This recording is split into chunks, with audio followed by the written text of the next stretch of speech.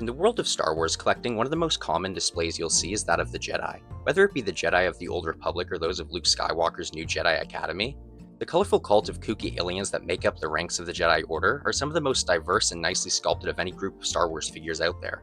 And while my usual MO for videos is to do a massive retrospective on everything released for the given subject, I think that might just take a bit too long for my ADHD-addled brain.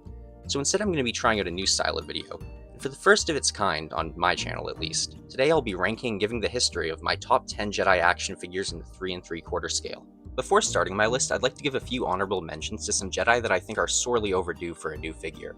First off is my favorite Jedi of all time, the amphibious assassin Kit Fisto, who, while he has more figures than most Jedi, I don't think any are truly perfect, but the closest we've come so far is the 2011 Vintage Collection release, which featured a few different pieces of cloth goods used for his robe and skirt, which is always something that makes a good figure stand out. But my gripe with this figure comes with the color used for the head.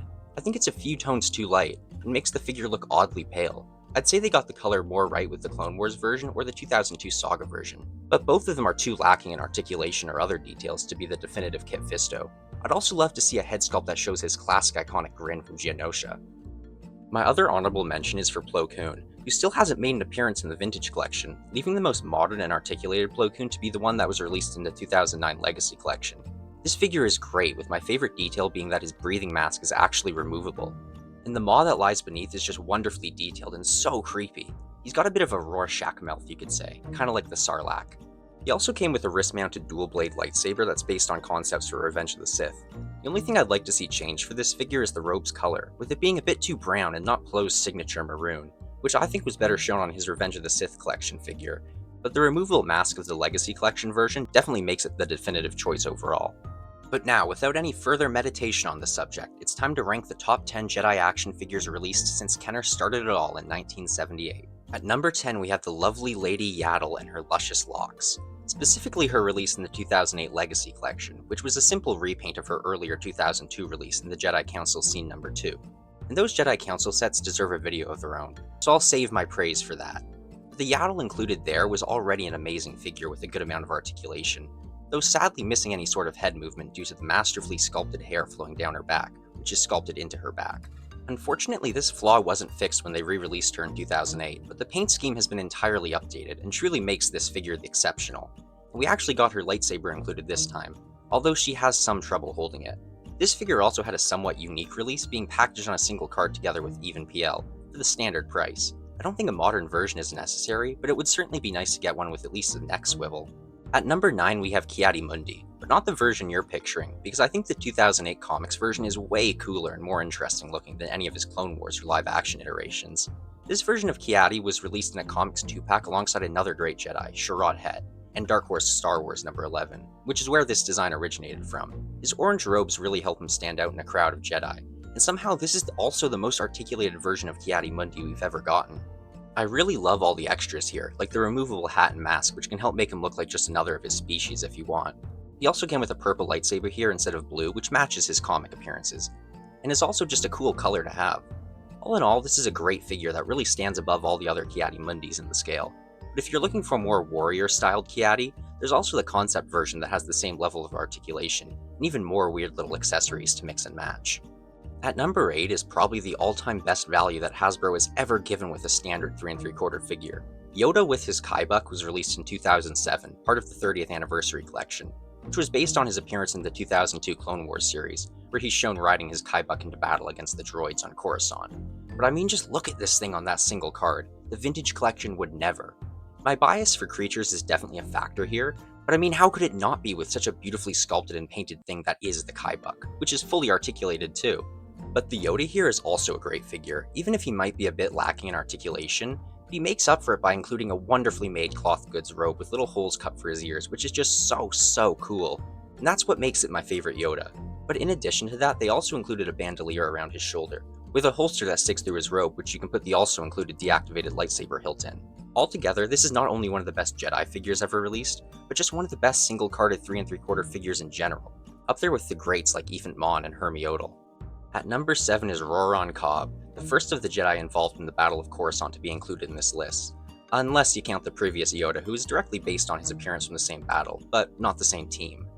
Roran is the only Ithorian Jedi we've gotten a figure of, And being such a classic, iconic Star Wars alien species, I'm really glad they have a rep in the Jedi Order. We've gotten a Rhodian Jedi as well, but wouldn't it be great to get an Aquilish Jedi and have a little homage to the OG 3 Kenner aliens? I'm just saying. Anyways, Roran himself was released back in 2007 in the 30th anniversary line, and he's a pretty great figure with all the articulation you could want, minus ball-jointed elbows. But he does have ball-jointed knees, which is great, but his leg movement is a little hampered by the plastic skirt, which I would have rathered been cloth goods. But still, it doesn't really matter as he can still replicate his force roar decently, which is aided by the really nicely sculpted gills or whatever on the sides of his head.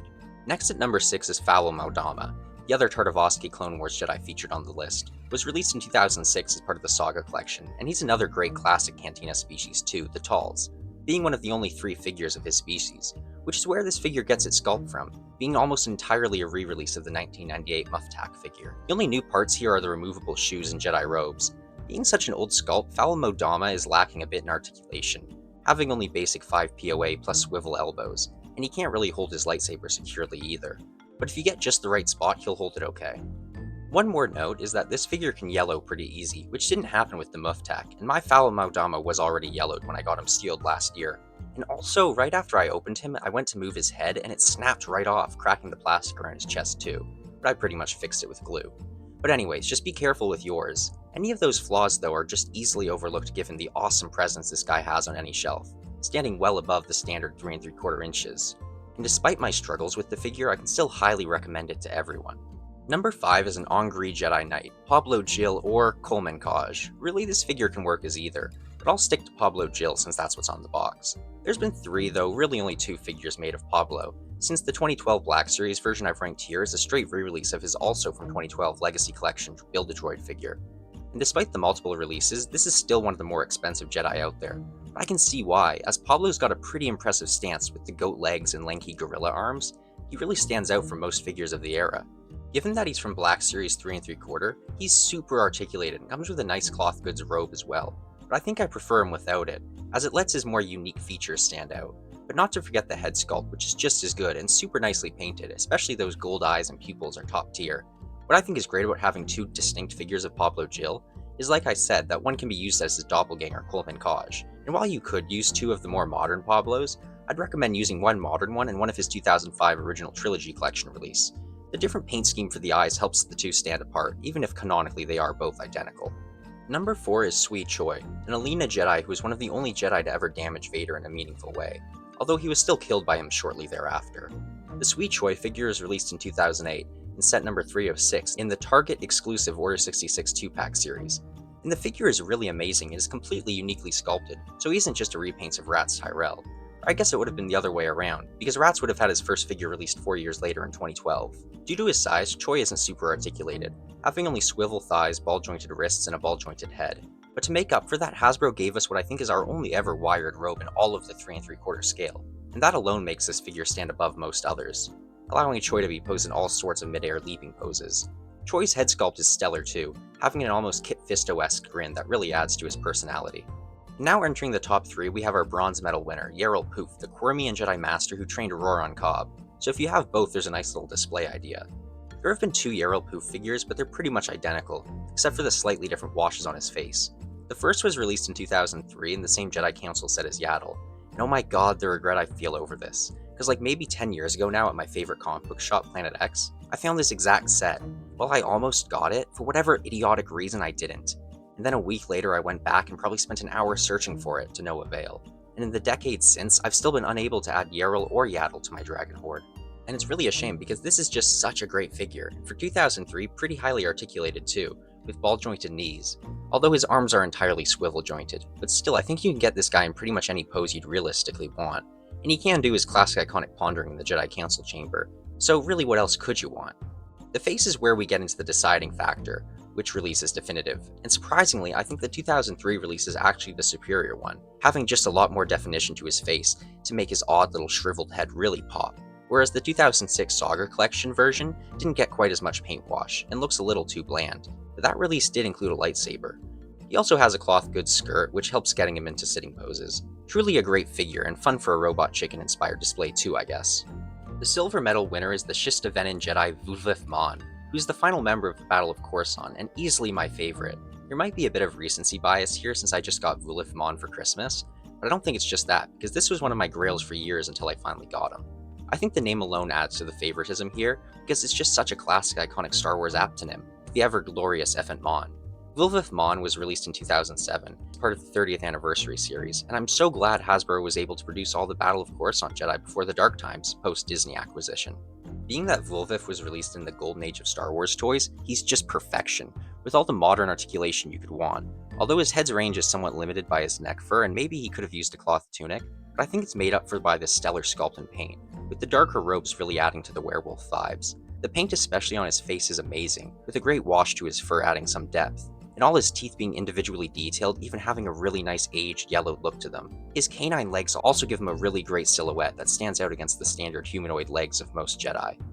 And finally, at number 1, we have our gold medal winner and my pick for the all-time best Jedi figure ever. We have Oppo Rancisis, the Thespiacean Jedi Council member who in canon at least actually survived Order 66, though the means as of how and what he did following are shrouded in mystery. Rancisis was released in 2003 in the first set of Jedi Council Chamber scene packs. And just looking at him, I think you can all see why he's in the number 1 spot. I mean, just look at that tail, and it's not even stuck in that seated position either, as his tail has a bendy wire that can be used to twist him into all sorts of poses and shapes. But it's also perfectly sculpted to fit his unique and included chair, which has holes so you can coil him around it. On top of the tail, Rancisis also has 2 sets of arms, with the main ones being much larger and more prominent. I bet some of you didn't even know he had a second smaller set of arms, folded beneath his robes. But thankfully Hasbro gave them swivel shoulders so you can have them visible, and I think the bright green on those smaller arms really helps add to the contrast and makes him pop out even more. Although his head is rendered immobile by his beard and hair, I don't even mind because it just looks so weird and awesome with those small patches of visible skin showing his tired eyes and depressed frown, being super nicely done with a great detail in his hair that stands out even more because of the wash they gave him. Other than in the Jedi Council set, there's another much more obscure release of Rancisis that came in 2007 with the commemorative DVD collection for Attack of the Clones. And I almost never see this release talked about, and it's not even listed on Galactic Figures, which is where I always go to for archives of Star Wars figures. Oppo Rancisis really stands above all the other Jedi released, and not just because of his long tail, which can actually support his weight when it's erect, but just because of how different it is from anything else. I mean, he's got all the alien features you could desire. 2 sets of articulated arms, a weird-looking head, and an entirely non-human lower body. I'd say this is maybe just the best Star Wars figure of all time, if it weren't for my love of Jabba's palace and its denizens. But hey, I think Rancisis fits in perfectly with the likes of Jabba, and given Oppo did survive Order 66, maybe he's hanging out with Baldorian the Hutt on Nam Chorios. So there it is, my ranking of the top 10 Jedi 3 3/4 scale action figures of all time. Let me know what you think about in the comments below, and leave the names of any Jedi you think I missed there too, because I'm sure everyone's got a pretty different list of favorites. Also, I should say that I'm currently in the midst of a Star Wars mania, so expect the next few videos to be about the galaxy far, far away. And the next one, if I follow my plans, should be a video covering the pod racers of Mos Espa, which is going to be a little different than normal, as I'll actually be going into the in-universe lore of the pod pilots as well, so be sure to subscribe for that. And until next time, may the Force be with you, always.